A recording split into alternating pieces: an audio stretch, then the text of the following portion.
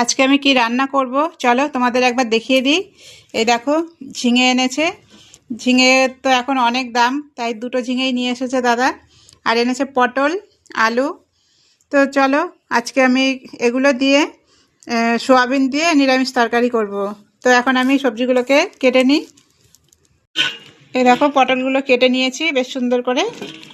এবার আমি ঝিঙেগুলোকে কেটে নেব। এই দেখো, একই রকম করে আমি ঝিঙেগুলোকেও কেটে নিয়েছি। চলো বাকি সবজিগুলো আমি এইভাবে কেটে নিই।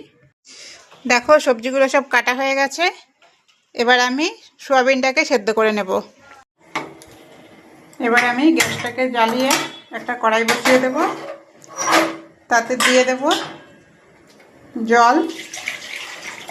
জলটা গরম হয়ে গেলে এখানে আমি সোয়াবিনগুলো দিয়ে দেব।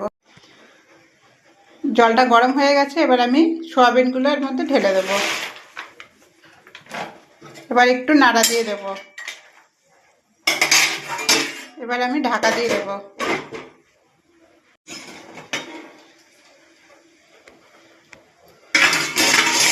সোয়াবিনগুলো সেদ্ধ হয়ে গেছে, এবার আমি গ্যাসটাকে নিভিয়ে দেব। সোয়াবিনগুলো সেদ্ধ হয়ে গেছে, এবার আমি সোয়াবিনগুলোকে একটা বাটিতে ঢেলে নেব। তারপর সোয়াবিনগুলোকে ভালো করে ধুয়ে চিপে তুলে নেব। সোয়াবিনগুলোকে ভালো করে ধুয়ে নিয়েছি, এবার আমি সোয়াবিনগুলোকে ভালো করে চিপে তুলে নেব।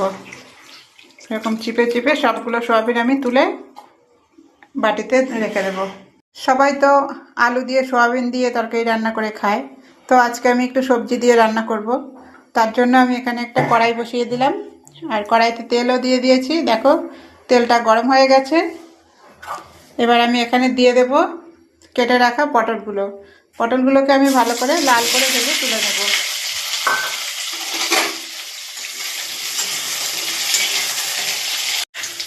দেখো, পটলগুলো বেশ সুন্দর ভাজা হয়ে গেছে।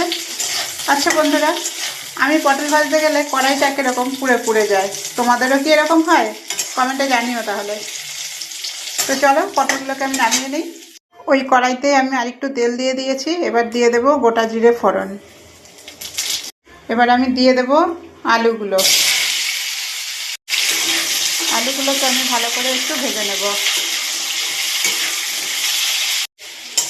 আলুগুলো হালকা করে ভেজে নিয়েছি। এবার এখানে আমি দিয়ে দেব সেই কেটে রাখা ঝিঙেগুলো।